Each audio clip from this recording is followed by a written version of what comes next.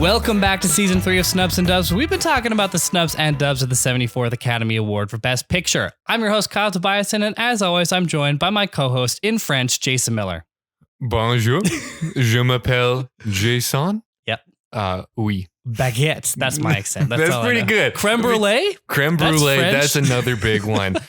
Between what we said there, that's a full sentence. Yeah. So we've qualified as a bilingual podcast. We're finally getting our Canadian credits in here. This is a big one for us. Yes. This is now the epitome of CanCon. Yes. Just a random amount of French thrown in as well. Well, and we'll talk about this later, but there is a shot directly at a specific Canadian province in this movie, which I appreciated. Yeah. But Jason, how you doing? How are things? Doing pretty good. Yeah. You know, it's creeping up on the Christmas season. So that's been kind of overtaking my life with the Christmas shopping and decorating. Yeah. My girlfriend and I bought a Christmas tree.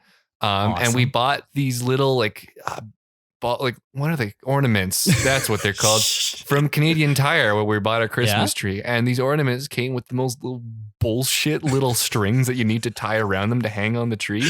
Right. We tried for in about a 12-minute effort, we got 3 ornaments on the tree. Damn. So then we said, nah, screw this. And we went down to Dollarama and bought some hangers. So that was, that's been my Christmas experience so far. We tried to do some cute festive stuff and then bought other things that we didn't need to own and will only ever need to own for this Christmas tree that comes out once a year. Perfect. Because they gave us too small of strings. Mm-hmm. How you doing, Classic. Kyle? Good. I felt super behind though. I am usually pretty on top of Christmas shopping. Mm-hmm. I think I used to work in a mall, and I think not being in that environment has removed me from the urgency, because when you start to see all those people in the mall swarming around buying Christmas presents, you start to think, oh yeah, maybe I should do my own Christmas shopping. And it's so convenient to shop on your lunch after work. Exactly. Easy street. But now I'm just I avoid that place when I can. Like the play. Yeah. And so now I just haven't done any really Christmas shopping. Oh. And so I have done some. Okay, that's good. I caught up a little bit, but there are still a bit of holes missing, and I'm looking at the date and I'm like, yeah, it's getting a little close there, but we still got some time though. Weeks, yeah. And I got time off coming soon, so I can worry about it in the time off time. Yeah. So, but did you watch anything in the last week? Any Christmassy stuff? Any getting into that mood yet, or no? I watched one movie, and it was a Christmas movie, but that was all I watched. Nice. It was Christmas with the Kranks. Oh, okay. Jamie Lee Curtis stars in it. Cool. Yeah, it was interesting. I don't know if I've ever seen Christmas with the Kranks. No, this was apparently a household Christmas movie for my girlfriend. Right. So when we're just flipping through trying to find a Christmas movie to watch, we went through the new releases on Netflix. We weren't vibing. Yeah. No, we weren't blown away by that. So then we just started going through stuff we wanted to watch. And then she mentioned Christmas with the Kranks. And my response is, what is that? That's not real. Yeah. But it exists. It's a Christmas movie.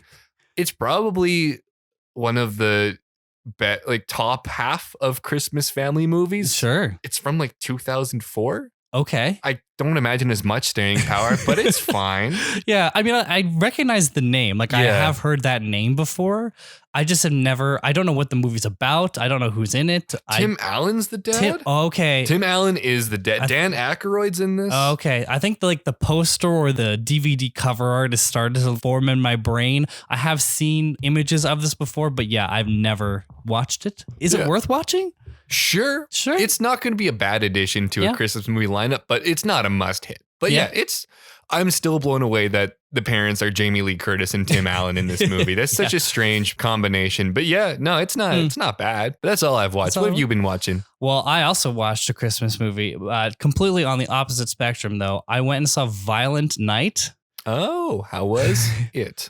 It's a fucking bop, dude. It was so fun.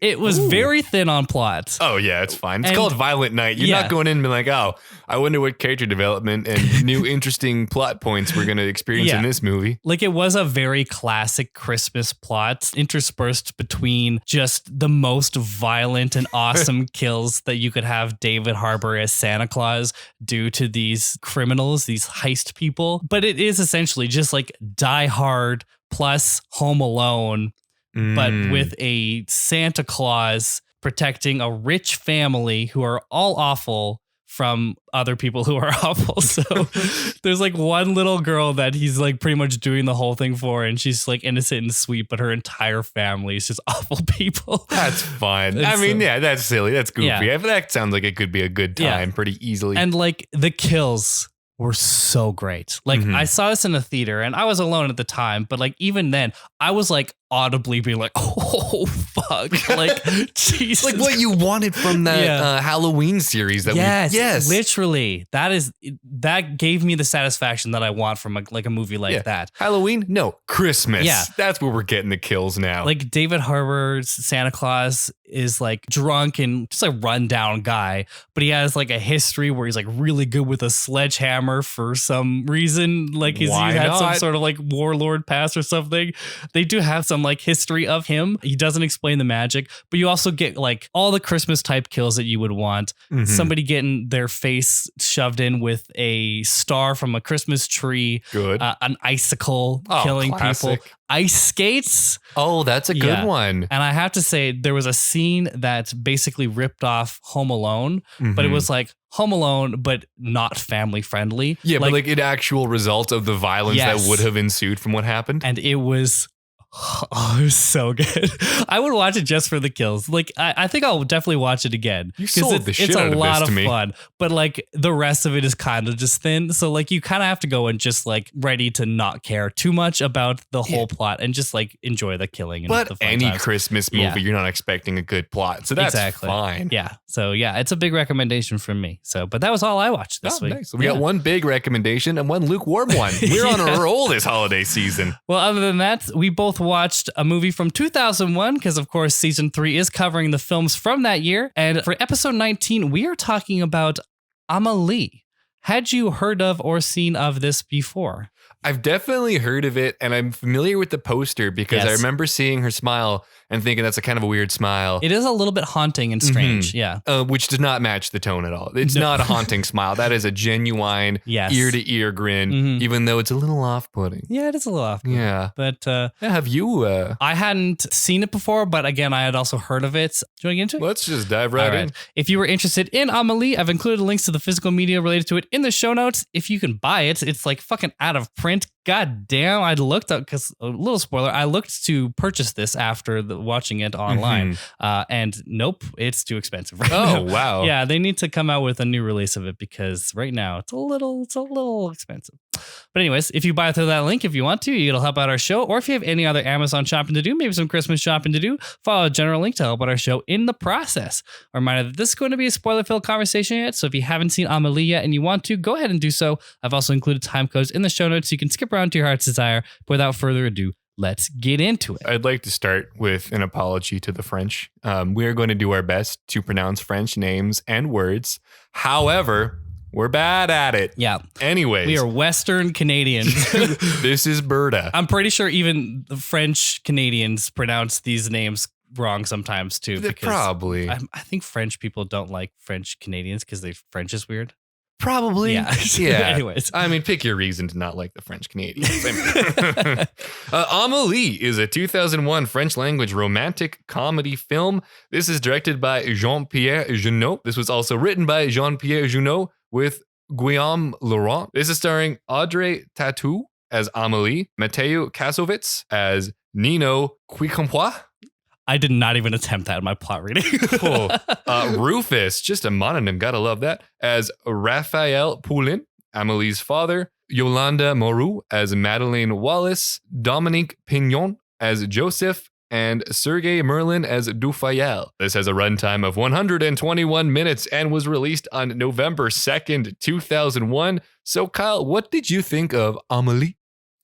I fucking loved this movie. It's delightful. It is a warm fucking hug. It is a hot bowl of soup when you're sick. It is a hot chocolate when you've just come from shoveling. It is just like a warm blanket of a movie. It just made me so happy, but it's also like Wes Anderson, but French in a way too. It was just a great time. What did you feel about it? I loved it. I had such a fun time watching. It was like just walking into a field and seeing like a herd of butterflies flying around in front of you for 2 hours. It was lovely. I enjoyed the whole ride too. It was a fun time. I also appreciated how like sometimes unhinged it was. Yeah. Amélie is a weird person. Like she's fucked up. She's like super sweet, but the way that she fucks with that grocer guy. Yeah. It's fucked up. There's something devious behind those eyes. She has a sweet exterior, but there's a predator inside who knows how to streamline the process of sending someone into a mental hospital.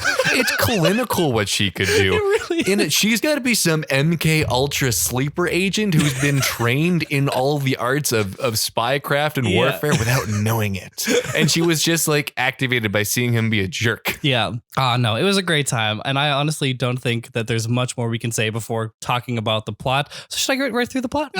Dive right into that plot. All right, so I'm going to read straight through the plot. If you don't need the refresher, you don't want to know, you can skip to the discussion by following the time codes in the show notes. But here's Amélie. Amélie Poulain is born in June 1974 and brought up by eccentric parents who, incorrectly believing she has a heart defect, decide to homeschool her. To cope with her loneliness, Amélie develops an active imagination and mischievous personality. When Amélie is 6, her mother, Amandine, is killed when a suicidal Canadian, Quebecois, I should clarify, tourist jumps from the roof of the Notre Dame de Paris and lands on her. As a result, her father, Raphael, withdraws more and more from society. Amélie leaves home at the age of 18 and becomes a waitress at the Café des Two Moulins in Montmartre, which is staffed and frequented by a collection of eccentrics. She is single and lets her imagination roam freely, finding contentment in simple pleasures like dipping her hand in grain sacks, cracking creme brulee with a spoon, and skipping stones along the Canal Saint-Martin. On the 31st of August, 1997, startled by the news of the death of Diana, Princess of Wales,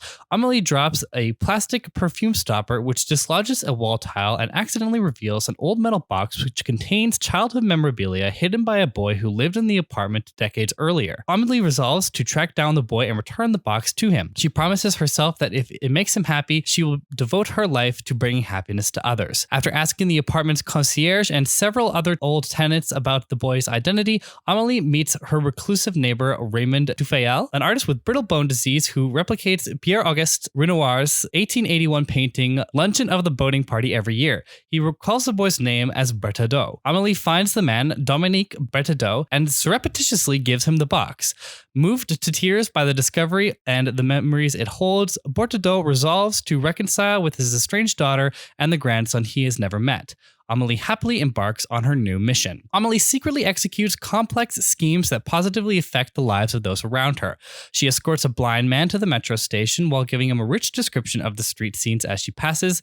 She persuades her father to follow his dream of touring the world by stealing his garden gnome and having a flight attendant friend mail pictures of it posing with landmarks from around the world. She starts a romance between her hypochondriacal co-worker Georgette and Joseph, a patron of the cafe. She convinces Madeleine Wallace, the concierge of the block of flats, that her husband who abandoned her had sent her a final conciliatory love letter just before his accidental death years before. She plays practical jokes on Collignon, the nasty greengrocer. Mentally exhausted, Collignon no longer abuses his meek but good-natured assistant Lucien. A delighted Lucien takes charge at the grocery stand. Mr. Dufayel, having observed Amélie, begins a conversation with her about his painting. Although he has copied the same Renoir painting 20 times, he has never quite captured the look of the girl drinking a glass of water. They discuss the meaning of this character, and over several conversations, Amélie begins projecting her loneliness onto the image.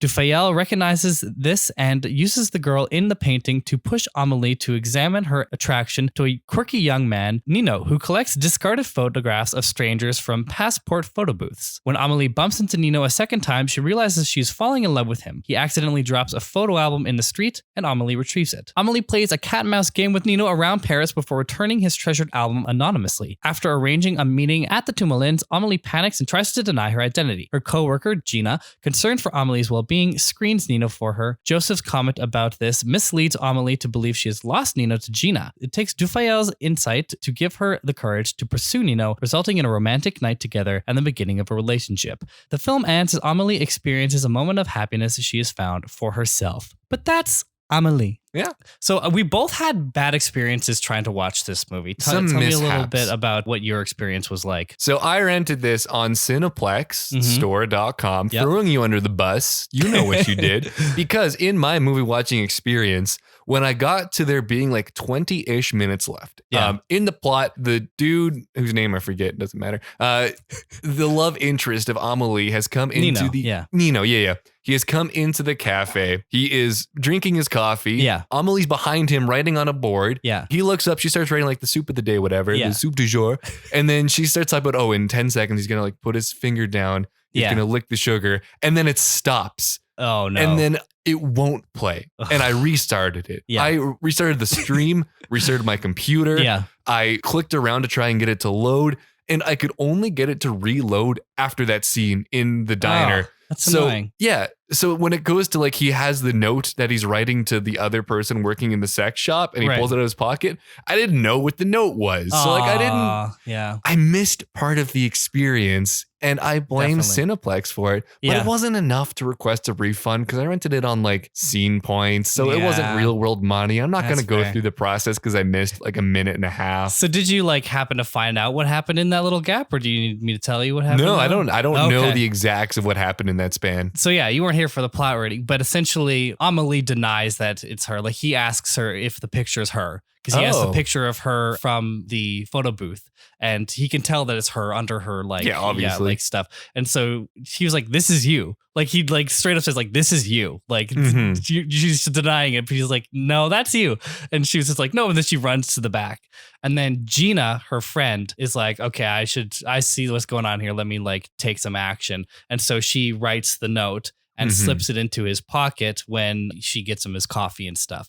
And so that's when he finds that afterwards. So, yeah. Oh, man, that's important stuff. It's a little important, yeah. I thought she just stood him up and he left. And it still worked with me thinking that's what happened. Yeah. But it is different knowing that he knows and then things spiral from there. And it also adds to like big forehead man who ends up screwing up his relationship that Amélie sets up. Yeah. He also sees that Gina does this and is like, oh, so Gina's trying to like wheel plastic bag man. Yeah, and try to get him instead of Amélie trying to get him, basically. Yeah. So it added a little bit in that 1 minute. But it did. What was your experience? Yeah, so I started by trying to rent this on Apple. As I usually do. And when I pressed play, at first there was no subtitles. And I was like, okay. Oh no. Maybe this will kind of kick into it a little bit. And maybe I'm just like not supposed to hear this. Like actually it might be diegetic sound or something. I don't know. And so I waited. But then there was no subtitles when people started talking. And so I was like, okay, maybe I just have them off. Yeah. And so I clicked them and I was like, okay, nope, they're on. It says auto. So I think it should, like, as an English language iTunes user, hypothetically, it should automatically. So anyways, I continued. And the only other subtitle option was French. And I was like, that doesn't help, actually. It doesn't help. No, that's no closer. And so I was like, okay, maybe this is just on my TV. So I opened my iPad and opened the rental there to see if it had another option. Still no subtitles. What? And so I was like, well, what the fuck do I do now?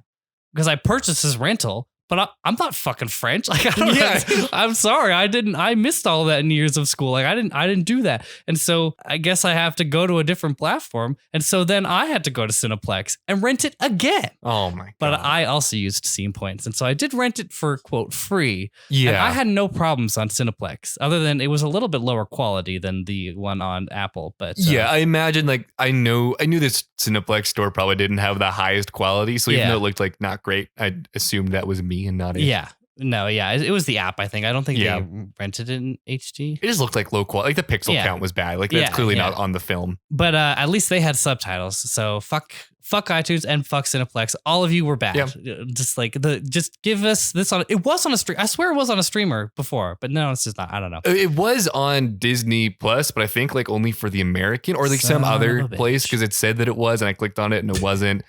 It's hard to watch Amélie. You can't even buy it. It's hard to watch. It sucks. Which is so stupid because this is a great movie. Yeah. Let's just talk about it now after we've passed our experience of the movie. So yeah, like I really like just the whole aesthetic of it. I find the cinematography quite beautiful. I don't necessarily love the color grading. It is a little bit yellow green. Sometimes that feels a little bit off for what the vibe is. I think it could be a little bit more vibrant, but like that's just on the aesthetic. The characters and the writing and all of this is just so fleshed out and fun and just happy. And like it has like classic character arc moments where Amélie feels bad because of the misunderstanding with Nino and Gina and this, that, and the other thing. But like all of her interactions with all of these other characters are just so fascinating to watch. Yeah. And they all kind of have a payoff in a sense. And they don't feel like asides, really. No. Like, because I guess that's part of the fun of this movie is it's just Amélie in other people's life and how she can kind of affect them and change them, but also how they're changing her. And so it was just really fun to be there with all these characters. But yeah, did anything to say? I mean, I just have nothing bad to say about it. Like, yeah, I do agree that when they had that color over the whole thing, it didn't feel like it was well utilized all the time, and they could have broken it up, but that was the artistic choice they went with. So I'm not even upset about that. They went bold and quirky in so many different ways that like it's not even bad. Like everything was just so fun, so lighthearted. It was just it's one of my favorite movies to watch. Is just like it's a movie that does have emotional highs and lows, but the whole time it's just cute. It's quaint. It's quirky. It's got this vibe that you're getting into. It's very unapologetically its own style. And you're either there for it or you're not. That's fine. But it is absolutely itself. It tells you who it is. It doesn't ask. It says Amélie's weird, strange, shy kid. And you know what? By the end of this movie, you're going to love her for it. She's going to win your heart over no matter what you try and do. And she really did for me. And like, I was actually emotional when Nino and Amélie are like, I mean, they kiss and stuff. They smooch. But like that moment was just like so sweet and pure. And they're not like just instantly all over each other and like classic, like they lock eyes and then they immediately smooch. She's like deliberately kissing different parts of him. And I just found there was something beautiful about it, but also just super sweet. And then she does it to him and you just know that they found their person. I know. And it was just really sweet. Even in the awkward eyelid kiss that it didn't look like she meant to do. And then Nino kisses her eyelid back. And it's like, oh, they accept each other where they're at right now. That's beautiful. It was great.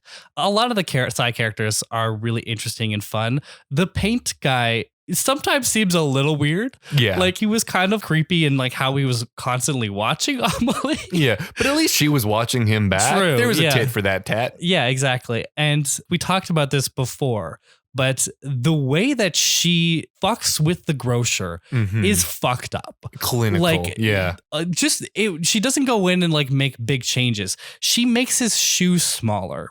She changes the handle on his door so that when he tries to swipe it, because it was like a horizontal handle, he doesn't swipe it anymore. She switches the toothpaste with the foot paste. She changes the light bulbs in all of his lamps to be darker. And then there's the follow-up of she knows that she has ruined this guy's mental health so bad that he's going to call for help, and she's going to fuck that on him too. That's not your mom. That's the psychological services. She's a monster under there. It's insane. It really is. And it's so entertaining. I know, he deserves every second of it. It feels great. He's an asshole. Because like the guy who is like the sweet guy, the sweet quiet guy with one arm, who you like is like also helping the painter guy. Like you also just want him to be nice. I thought that might be her love interest before like Nino came into the picture, but then he was just ended up being someone that she really wanted to help. And because you love him so much, because he's just like a genuine sweet guy, like that you just hated the grocer more. And so you get behind this just chaotic shit, this psychopathic shit that Amélie is doing in this man's house. And like she takes advantage of the opportunity that he left his keys in the door. Like she doesn't just like return his keys. Well, she tries to. And he's an asshole to her. And so she then copies the key so she can continue to go into his fuck. Like it's beautiful. It was awesome. Like that is a pro revenge shit that you see on like Reddit and stuff. But there's so many fun different side things. Like that really small arc with the concierge where her husband left her and died, and she thinks that he left her for another woman who doesn't love her. But then like after they've embedded the news reports about finding this mail on a mountain throughout the movie, and then you find out that one of those letters is for her. Oh, it's her husband. He still loved her all the way till he died. But then like the fact that Amélie did that and But then like when she tries to talk to Amélie about it later, it's at a moment where Amelie's like upset at Gina. So you don't really get like the wrap up of that storyline, which is kind of sad because like you can tell how much this like fake letter that Amélie made for her meant to her. Yeah. And in a way, it's also kind of like, is this right? But also it's like, this man's clearly dead or gone. I think he's dead and he's dead and he's gone. dead. He's gone he's, then dead. Yeah, he's gone. So like it is kind of giving her peace of mind so that maybe she can move on with her life. Yeah. But also it's a false truth. But so, also it's like no harm, no foul. The guy doesn't exist anymore. It's not like he's gonna be coming out like, actually. Yeah. I don't love you. Comes back just to rub it into. Yeah. Actually, here's the side piece. Yeah. I just like that there's like weird locations. Like Nino works in a sex shop and a carnival. Yeah. Like, honestly, that's kind of cool that they have just like a good outlook on a sex shop worker. Yeah. Like it's not Punch Down here where he works in a sex shop. It's not even portrayed in any way other than he works in a sex shop. Yeah. Yeah. Exactly. And he is a very helpful employee who covers him a lot, apparently. Yeah, I guess so. And they're just like comfortable with each other doing whatever. Yeah. And like it was a bit strange sometimes. Like, I mean, not complaining, but like it does feel like the movie that wouldn't have explicit nudity and stuff. Yeah, because it's so wholesome. Otherwise, you'd think that this could be almost an all ages movie. Yeah. But there be boobs everywhere. There do be. Yeah. What were some of your favorite moments though from this? Because there's a lot of good little bits in there. I mean, the obvious one is the conclusion when the two start kissing each other. That's adorable. It's sweet, yeah. There's a lot of just random side things like the gnome traveling around that kind of made it. And when the dad started collecting the pictures and putting them on his board, that also made me really happy that he found some kind of happiness from this and it's breaking him out of his mold. Totally. That might have been one of my favorite like small things to happen. Yeah. How about you? One of my favorite small things was when Amélie realizes that the repairman is the guy that is appearing in a bunch of photos, and she schedules a time to first break the photo booth and then get him to come out and then have Nino appear at that time so that he can also have that revelation and see him. So like instead of just like meeting Nino, telling him what this was, she makes him have that discovery himself. And you can just tell by the look on his face that this was such a huge revelation for him. And he has like the same sort of enjoyment out of this realization that Amélie did. And then I love the scene. Like you kind of hate Amélie for this. Like you don't hate her, but you're just like, come on, get on. But when she has him follow the arrows only to go to the top, look down at her, putting the thing in his bike and then disappearing. Yeah. Like that is, again, just elaborate shit that she didn't need to do that. She could have just gone over herself. But she's just so scared. Yeah. But it was just a fun thing to watch because he's like so curious and interested about this person. And he's sent on this like goose chase and then she evades him again. Like I can imagine that'd be so frustrating, but it was so fun to watch. And what I also love from that repairman thing is it gives you the feeling that these are two best friends who've created these inside jokes, these elaborate inside jokes that they have together, but they don't actually know each other. Yeah. That's just how in sync their minds are, that they've had these same like discovering this many pictures of him. They've created the same mystery in their mind, so they have the same enjoyment when it's solved. Yeah. It could have been that he didn't even put that together. Like Nino never even realized there's that many pictures of this one guy, so it meant nothing. But the fact that he was having the same reaction means that he thinks the same way. They're meant for each other. Yeah. God damn it. Amélie, just talk to him faster. I want that quicker. Yeah. I mentioned earlier, I have to get back to this, but in the opening scene when they're talking about her childhood, they explicitly mention that a Quebecois person is the reason that Amélie's mother is dead. They don't say from Canada or anything, you know, blanket a country. They specifically say from Quebec. Yeah. And I feel like that is just like... that has to be meaning it has something. To be deliberate. Yeah. It's clearly a shot. Yeah. And also, to add to their icks, I also don't like when random people touch my hands in public. So that's like, I think those are reasonable ones. Yeah. And also the feeling of putting your hand in a thing of grain. That's a vibe. But I don't like buying grain that people have rubbed their hands all over. True, but if it's your own grain. But it's in the market. Why would it be there? They're not buying the whole thing. Wash your grains, I guess. Yes. I mean, still. It gave me, it was a little bit of an ick. I mean, that'd be my intro. Have you ever felt like Orbeez? Do you know what they are? They're like the little water beads. Yeah, I think so. Have you felt them? Have you put your hand in a glass of Orbeez? No, I've never done that. Fuck, man. That must be amazing, though. That sounds unreal. All right. What did other people think of Amélie? That's a good question. At Rotten Tomatoes, the critics are giving this an 89 and the audience is a 95. They know where it's at. IMDb has an 8.3 and Metacritic a 69. So critics fell a little bit behind what this movie deserves, but that's okay because the people out there love it. Mm-hmm. They also loved it with their dollars, giving this $174 million at the box office on the budget of only $10 million. Damn. This was number 26 at the box office this year. This did gangbusters for an R-rated foreign film. Yeah. Wow. Damn. Good for Amélie. Awesome. Yeah. There's also a different name on both like the websites you seem to look up the budget, and it has another name for like the French release. It does have like a full French name. Amélie is such a simple title and it's nice, but then I think the French describes her more. Yeah, I don't even remember what it is because Amélie is just kind of a better name for it. It's just a great all name. You need. Simple. But it's time for our scores, and Kyle, you're going to start us off. We're going to change the script. Kyle, I want your enjoyment. I'm giving this a 5. I fucking loved it, dude. It was a great time. Good vibes all around. In terms of my enjoyment, I don't have anything bad to say. Nothing at all. I'm going to give this a 4.5. It was pure, good, great vibes. Yeah. I felt like it was at 2 hours, maybe they stretched the enjoyment. Maybe they stretched it a little too long. But like this was so cool. I just enjoyed it all anyways. Yeah. This was a very good movie and not like a perfect 5. True. Okay. What's your craft? I guess a 4.5. Beautiful movie. Great to look at, except for that weird like green yellow tinge again. The locations are great. They're like super full of life. Like they feel lived in, and the costumes are great. I think it's just that sort of weird coloring that's kind of pulling me back a little bit from giving it a full score on craft. Yeah, I had originally put a 4 for this, but I think I am also to go 4.5. Yeah. The only thing that I got annoyed by was that green filter. Yeah. After a while, kind of annoyed me. True. But otherwise, like, it has such a good artistic vision and it sticks to it so well. Yeah. So I'll 4.5. I think that's fair.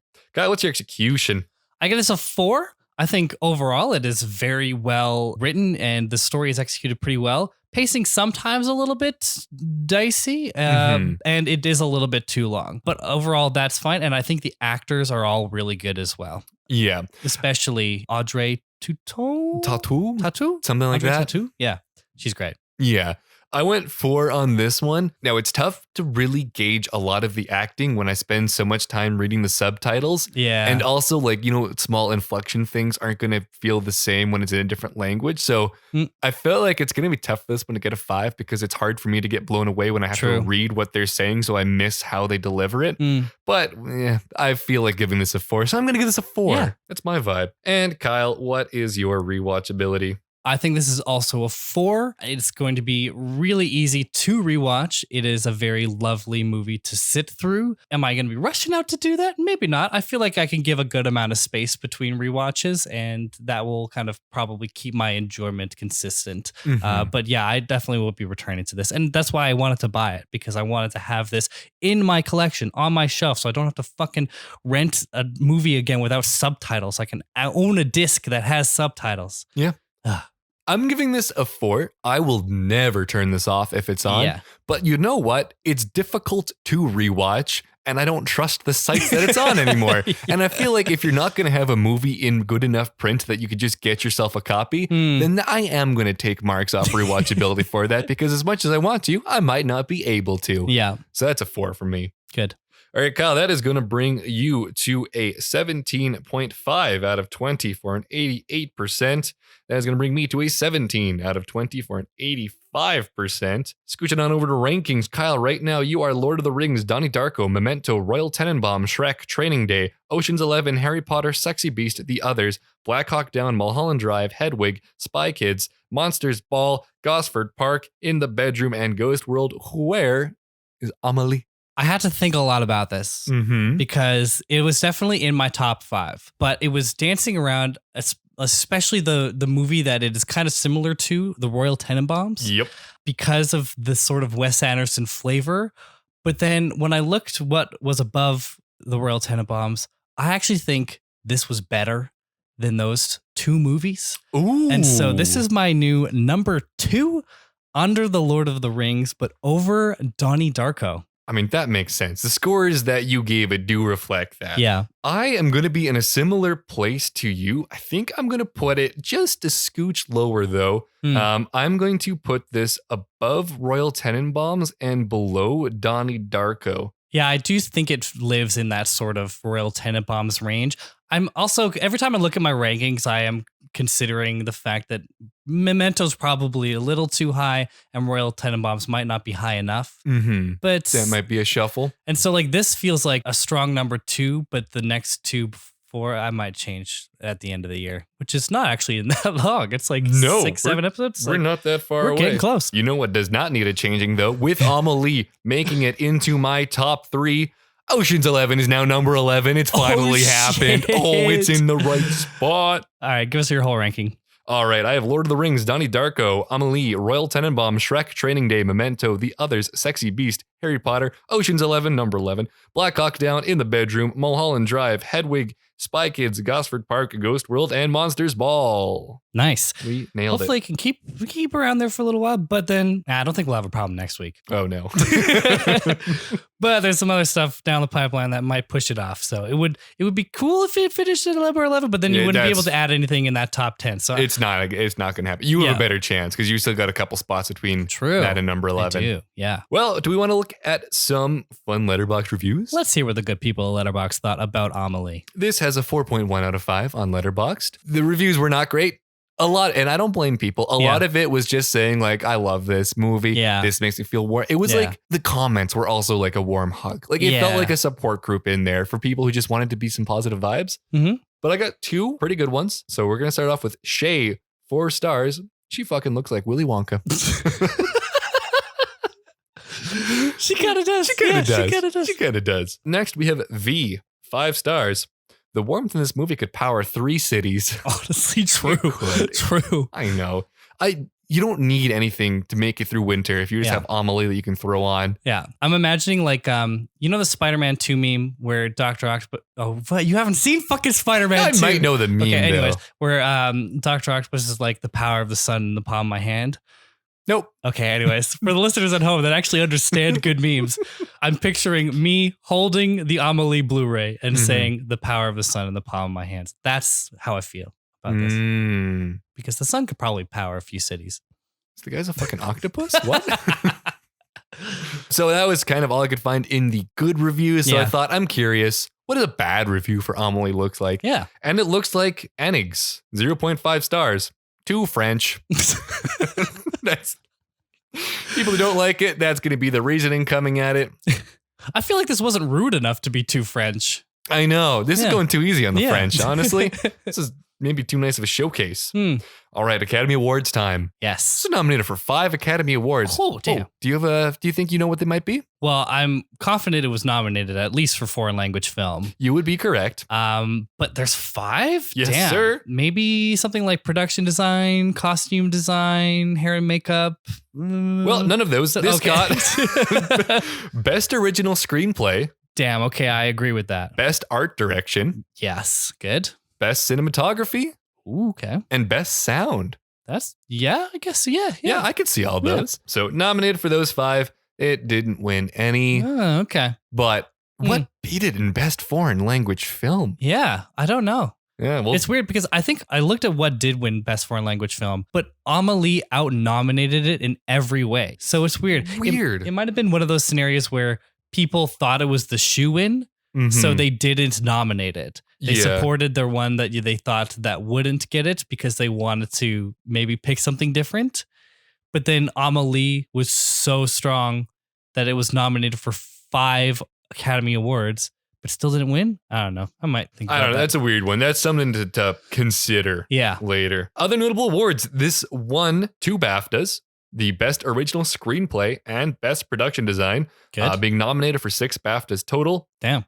This is also nominated for the Golden Globe for the Best Foreign Language Film. Also did not win that. Interesting. Yeah, so whatever beat this, I don't know why I didn't look it up. Yeah. As Steam. It has Steam, yeah. That's for sure. Any shockers within that? No, not really. I am surprised it didn't win any awards, but I'm going to have to look at that in scope at the end of the year because There might be something that I'm not thinking of right now that just had great cinematography as well. But I just love the look of this movie, and me too. The feels and the screenplay was great. So I don't know. It's holding strong for me. Well, for some interesting facts, we're a little light in this section. A lot of the interesting facts were very obscure literary references that were in the movie, and honestly, not that entertaining. Yeah. But if you're really into that kind of stuff, I don't know, go nuts. Go read it up. Yeah. Go look at what short film was they used clips from in the openings. Like, I don't know. It was weird. But wherever this film was shot on location, Jean-Pierre Jeunet and the crew would clean the area of debris, grime, trash, and graffiti so that the real settings would match the fantastic nature of this film. This was especially difficult when it came time to shoot at the train station.